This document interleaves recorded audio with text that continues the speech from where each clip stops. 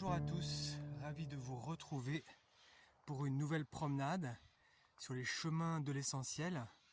Aujourd'hui je vous retrouve sur un chemin pas très loin du village de Cabris dans les Alpes-Maritimes. Et je souhaitais vous parler d'un sujet qui certainement vous intéressera, les relations amoureuses. Et pour cela, on va aller examiner un petit peu les relations amoureuses, essayer de comprendre pourquoi parfois ça fonctionne très très bien, d'autres fois pas du tout, à partir d'un angle de vue, à partir des trois typologies que sont la typologie auditive, kinesthésique ou visuelle. Si par exemple vous êtes en couple et que l'homme est plutôt visuel et la femme auditive, alors qu'est-ce qui peut se passer? Déjà, ce qu'il faut comprendre, c'est suivant si on est kinesthésique, auditif ou visuel, on va avoir des besoins qui vont être vraiment très différents. Par exemple, le kinesthésique, lui, va plutôt se sentir aimé dans le rapport au toucher. Il a des signes de reconnaissance par rapport à quelque chose qui va le toucher. D'ailleurs, même dans les mots, on peut souvent dire « Ah, ça m'a touché ».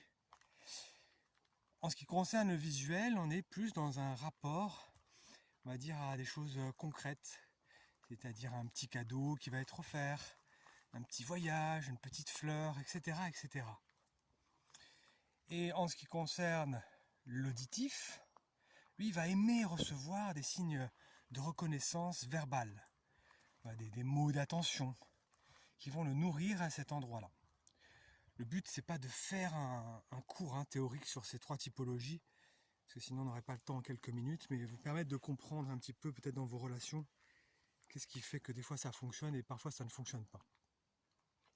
Par exemple, si vous avez un homme visuel et une femme auditive, et imaginons qu'à bout de plusieurs années, ou des fois quelques mois, la personne auditive va voir son conjoint et lui dire « mais en fait tu m'aimes pas, j'ai vraiment pas l'impression que tu m'aimes » et se sente frustrée vraiment de la relation avec son conjoint, et le conjoint de lui dire « mais comment tu peux dire ça? Je t'ai offert un voyage aux Bahamas, on sort tous les week-ends, je t'offre plein de choses. » Parce que lui, du coup, sa manifestation, on va dire, dans les actes, c'est essentiellement par des choses concrètes.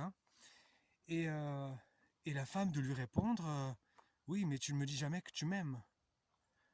Ou tu me dis rarement des choses tendres ou douces.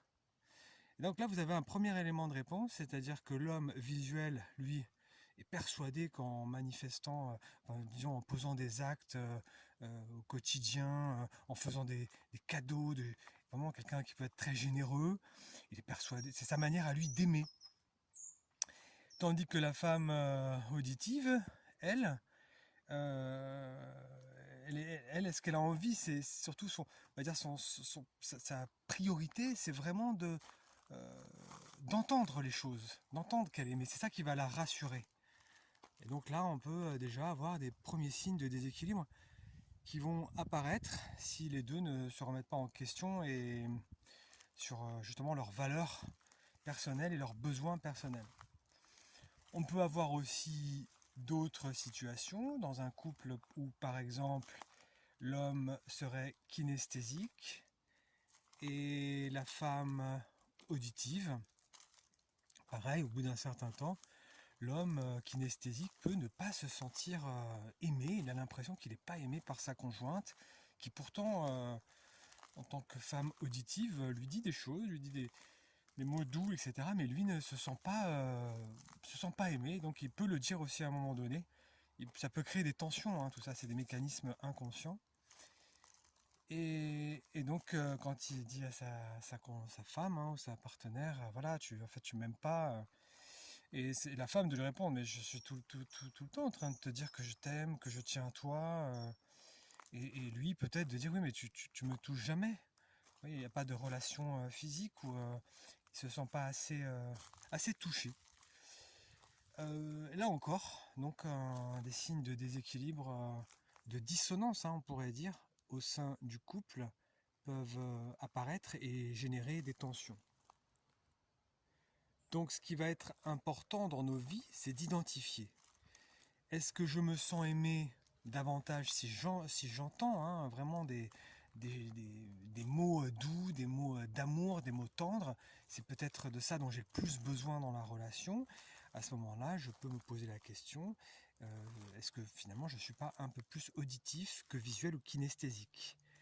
Ou bien est-ce que dans ma relation, j'ai besoin d'être touché? Ça va être on va dire ma priorité pour me sentir aimé. Bien évidemment, si je suis avec quelqu'un de plutôt auditif ou visuel, vraiment de manière très caricaturale, parce qu'on est bien évidemment tous un peu les trois, mais si je suis avec quelqu'un de très visuel et que moi je suis très kinesthésique, bien évidemment je vais le vivre très mal. Il risque d'y avoir beaucoup de frustration.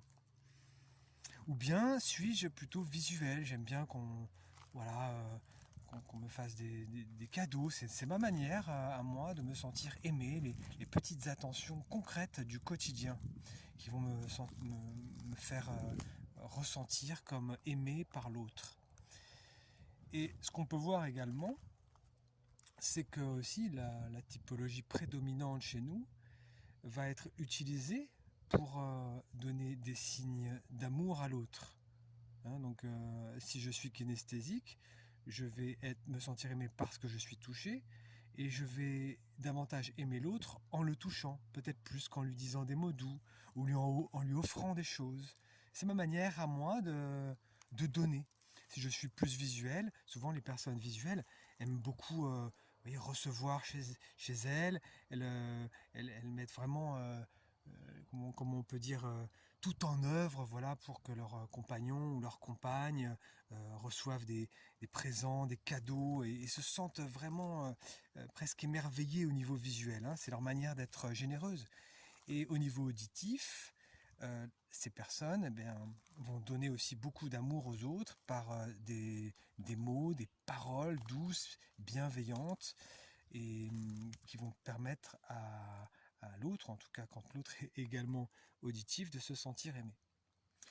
Alors ça pourrait s'arrêter là, on pourrait se dire, voilà, finalement, si je suis auditif avec quelqu'un de visuel, ça ne marchera jamais. Heureusement, ça ne fonctionne pas comme ça, puisque on l'a vu, même s'il y a une prédominance, les deux autres typologies sont là également, à un niveau moindre, mais sont également là. Par contre, ce qui va nous intéresser, c'est de repérer en soi quelle typologie je suis et en l'autre. Parce qu'on va s'apercevoir où en est ma relation et qu'est-ce que peut-être je peux faire comme petit effort pour veiller au bien de l'autre dans sa manière, dans son besoin plutôt de se sentir aimé. Dans la mesure effectivement de mes possibles. Il faut que jamais que ça soit forcé, il faut que ça soit fait par amour également. Voilà ce que je voulais vous partager. Donc là on est dans cette belle forêt. J'espère que ce sujet vous aura intéressé, parce que en ce qui me concerne, je le trouve vraiment passionnant. Il permet de mieux comprendre les relations, nos relations. Même dans le passé, si vous observez, reprenez quelques-unes ou l'une ou l'autre de vos relations passées et observez peut-être la frustration dans laquelle vous étiez.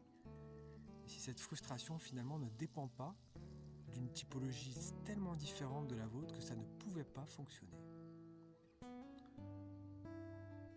Voilà, je vous remercie pour votre écoute et je serai ravi de vous retrouver une prochaine fois.